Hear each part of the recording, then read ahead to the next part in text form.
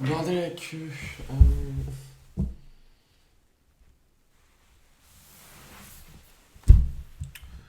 Française, français.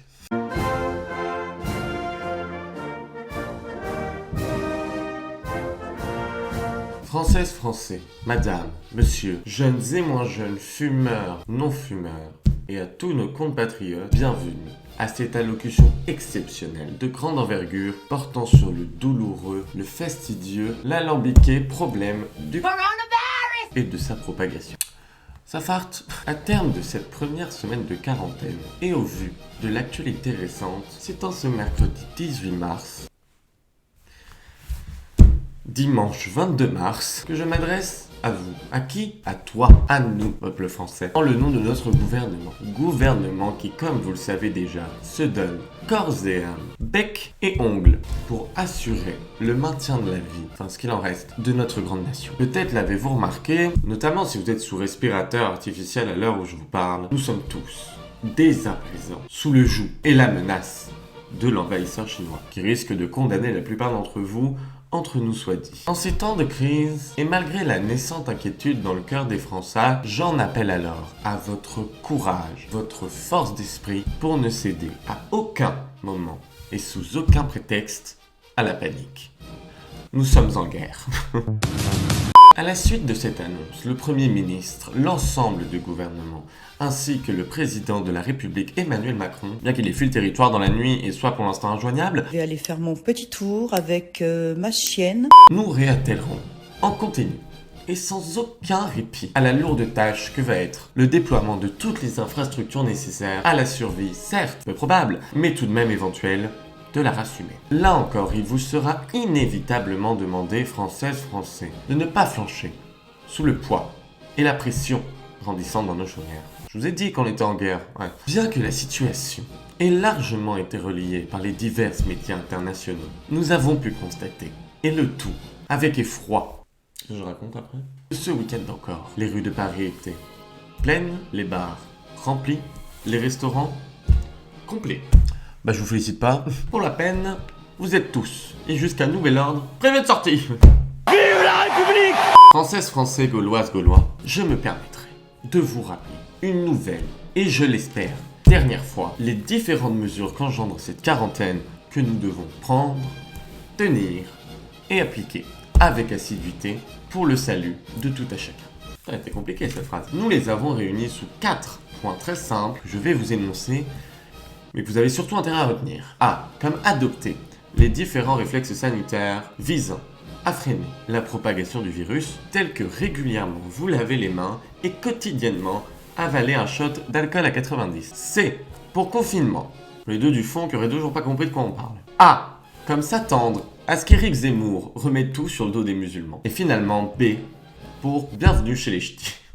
Yeah. Tout citoyen contrôlé en dehors de son domicile sans un justificatif de circulation valable se verra froidement abattu et sa carcasse se verra pendue à un réverbère à la merci des diverses vautours et charognards. Mais revenons-en au sujet qui nous intéresse tous. Les municipales. En ce qui concerne le maintien de la vie des Français, seront bien entendu mobilisées en conséquence toutes nos forces médicales, publiques ou privées, du médecin généraliste à l'esthéticienne. Force médicale qu'avec tout le respect que nous leur avons toujours porté ici au gouvernement, nous honorerons ce soir, 20h, à l'occasion d'une Ola magistrale qui démarrera dans le 19e arrondissement de la capitale pour finir dans le 16e de cette dernière.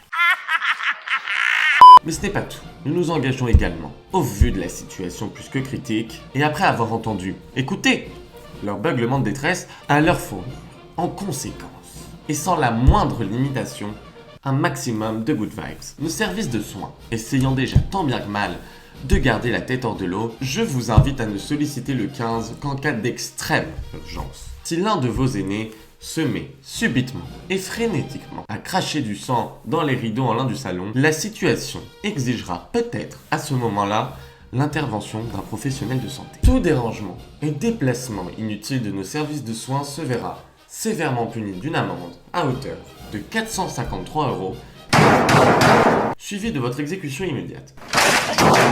Pour toute personne âgée, malade ou en situation de handicap. Seront là aussi déployés services de soins parce qu'ici au gouvernement il y a des gens qui vous veulent du bien. Il faut pas me prendre pour une conne. Sera également déployé, en collaboration avec les pompes funèbres, un service de réapprovisionnement en terreau et compost à tous nos vaillants agriculteurs pour que toute perte inutile soit évitée, car même en ces temps de crise, un sou reste un sou, un chou reste un chou, amen. Sur cette fois un autre aspect, et bien qu'il soit déjà bien regrettable, de constater le pillage des différents rayons de nos amis commerçants alimentaires, j'en appelle à votre sens du partage et vous encourage à vous rappeler des valeurs qui font de la France, des Français, les Français. Et vous demande donc de faire preuve de fraternité, d'égalité, d'équité. La liberté, pour l'instant, on la met en stand-by. À ceux qui autour de vous viendraient à manquer d'un paquet de riz ou de tout autre vivre essentiel. Je me permettrai là aussi de citer Enrico Macias, qui dans sa grande sagesse a un jour dit « Donnez, Dieu vous le rendra ».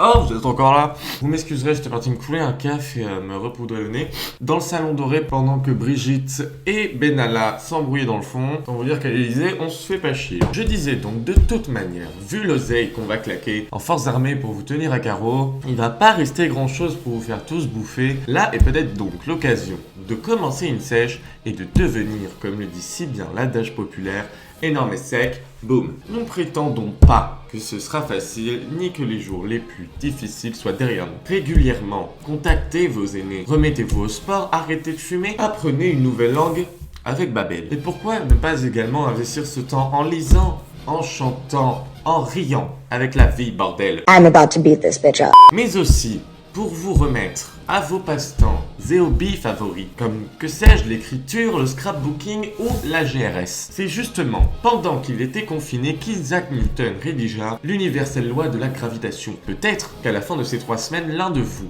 sortira avec la solution à l'épineux problème qui est de savoir ce que sont devenues chacune des L5 13 ans après leur dissolution. Nota bene, il est fortement suggéré à toute personne étant prétendument impressionnable et ou instable de préférer le visionnage de l'intégralité de Desperate Housewives à défaut de celui de Prison Break. Il est primordial encore une fois de ne vous référer qu'aux mises à jour que vous communiqueront quotidiennement l'État tous les soirs à 20h sur Skyrock et de ne pas retenir les différentes et farfelues rumeurs comme celles conférant des vertus immunoprotectrices aux infusions à la fougère et aux poppers. Je voudrais pas m'avancer mais vu l'état de Brigitte ces derniers jours, je pense que c'est pas vrai pour le poppers. En ce qui concerne la poignée de survivants qui n'auront pas succombé, l'État s'engage solennellement et en ce jour à organiser une pédantesque paella dans la succursale des fêtes d'ici les Moulineaux où vous seront servis mousseux et autres belins au fromage. Quelqu'un me pince tout de suite. Tout de suite. Encore une fois, Françaises, Français, je vous réitère mon entière dévotion et mon investissement le plus total. Nous nous en sortirons ensemble. Sauf si la situation s'aggrave, dans ce cas-là, c'est chacun pour sa gueule. Je me permettrai, là encore, de conclure avec ces quelques mots. À votre santé, petit air. Ils sont cons quand même, hein. Ils ont toujours pas compris qu'on faisait ça pour faire chier les gilets jaunes.